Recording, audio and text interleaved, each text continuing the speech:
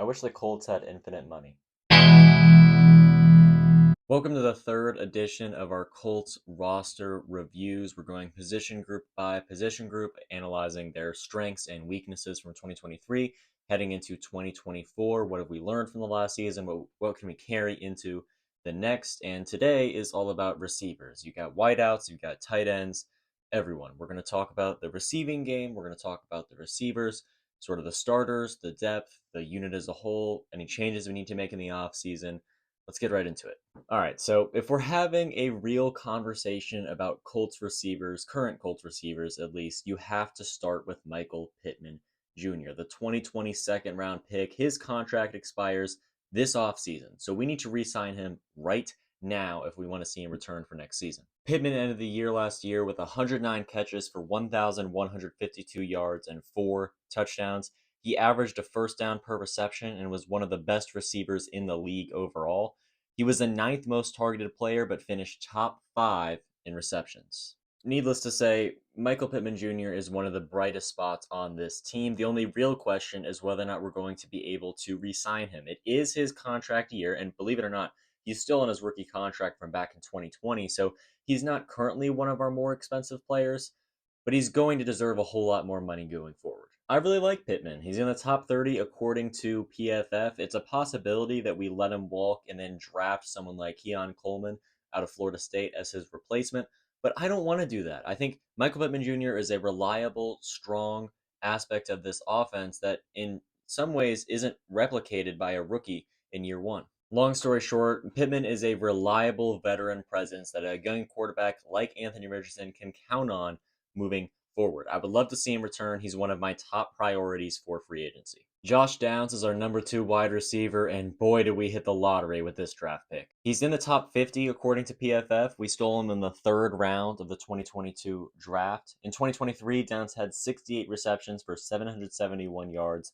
2 touchdowns, and an average of over 11 yards per catch. His rookie contract expires in 2027, so he should remain on this team for a while. We saw flashes of just how great Josh Downs can be earlier on in the season, especially when he was paired with Anthony Richardson. And those two together could morph into absolute superstars. Most of the time when Anthony Richardson was making some out of this world throw, it was to Josh Downs. It seems like they have the connection there that all quarterbacks and receivers really covet. The type, maybe not to the same degree, but a similar connection that Aaron Rodgers and Devontae Adams had, for example. If these two can light the world on fire next year with Michael Pittman Jr. and Alec Pierce also on the field, this passing attack could look very, very strong very, very soon, and the AFC South better watch out. Speaking of which, Alec Pierce, in my opinion, is wildly underrated. He's the 96th best at his position according to Pro Football Focus.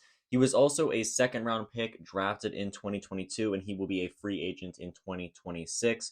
So for the near future, you should see Downs and Pierce on this team from year to year. Pierce finished 2023 with just 32 catches for 514 yards, which, if you did the math, is over 16 yards per grab.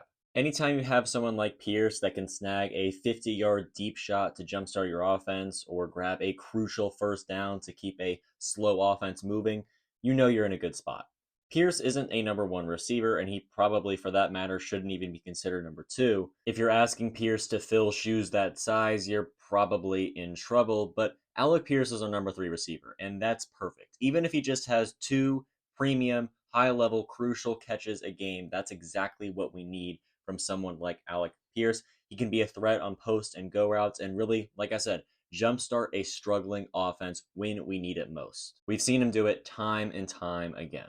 If everything stays the same with this starting group for the receivers heading into 2024, I would feel great about it. Michael Pittman Jr., surefire number 1.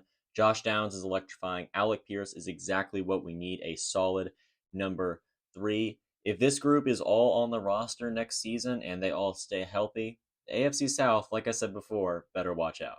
The subject of wide receiver depth in Indianapolis is a strange one. We started the year with 4 receivers on the 53-man roster, and yes, that's right, you heard it right, 4, which is not at all exactly what you want to see from the depth of this receiver group. If we had injury problems mid-season, we would not be looking good at all. And even now, we don't have the highest quality depth in the world. Jawan Winfrey and DJ Montgomery are the most prominent ones. We started the year with Isaiah McKenzie. He was the fourth receiver, but he has since been suspended for conduct detrimental to the team.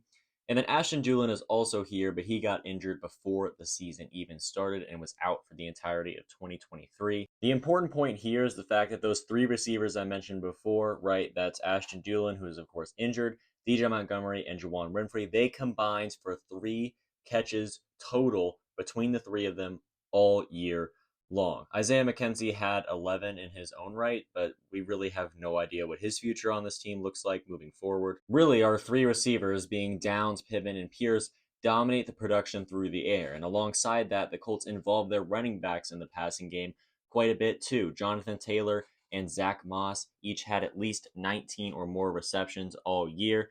And the Colts, alongside that, have had a decent tight end base all year long as well. Really, we don't need much depth, just considering the fact that our passing game is already very heavily spread around between the receivers, running backs, and tight ends. But sure, if injuries become a problem, we would need good receivers behind them. So it's not the worst idea in the world to grab maybe a late round receiver in the draft to sort of pad the depth chart and compete with our other younger guys.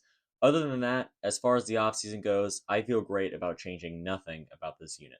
All right, so before we grade this unit and get out of here, we have to talk about the tight ends. We have 3 currently on the roster. Will Mallory will be a free agent in 2027, and then Mo Alley-Cox and Kylan Granson will be free agents in 2025. So that's next offseason. This group could look very different if we make some changes at the top of the tight end depth chart, with Mo Alley-Cox and Kylan Granson, of course, being free agents in our next offseason after this one.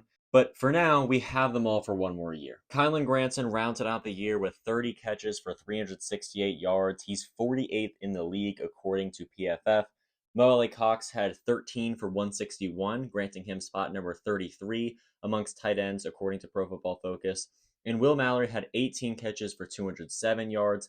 They combined for 4 touchdowns and were by no means a noticeable weak link for this offense. None of these tight ends are outstanding. None of them would jump off the page to your average NFL fan that doesn't follow the Colts as closely as you and me, but they stand out for us. The 3 of them combined, especially together as a group, can be a reliable leg to stand on in a tough moment. They can all split time to ensure there's always fresh legs on the field and really just be a safe throw to a bigger target for Anthony Richardson to rely on when he needs it. In the pass catching sense, I feel great about our tight end room. Sure, it could be better, but I don't feel rushed to draft a premier talent in the draft this April unless we get insanely good value for someone like Brock Bowers if, he falls that far in the draft. Especially considering the other needs that we have on this team. Like I said, I don't feel the urgency to grab a tight end in free agency or to grab a tight end in the draft. I feel great about this unit as it is. So after all of that, it's time to grade this position group. For reference, we gave the Colts O-line a 7.75 out of 10, and then the quarterbacks got a 9.25 out of 10. For the receivers, I'll give the Colts an 8.5 out of 10. We don't exactly know what the long-term future of this group is going to look like, but we have the receiver room to contend with anyone in the league right now. Sure, we don't have a top 10 superstar, and the depth has some questions, but an 8.5 is perfectly fine to me. In the offseason, I hope to add some depth and then, of course, re-sign Michael Pittman Jr. If we can't re-sign Michael Pittman Jr., then Keon Coleman from Florida State is a name that I'm looking at in the draft. Now, I don't want to have to resort to the draft for our number 1 receiver in 2024. We really have no idea how that guy's going to plan out,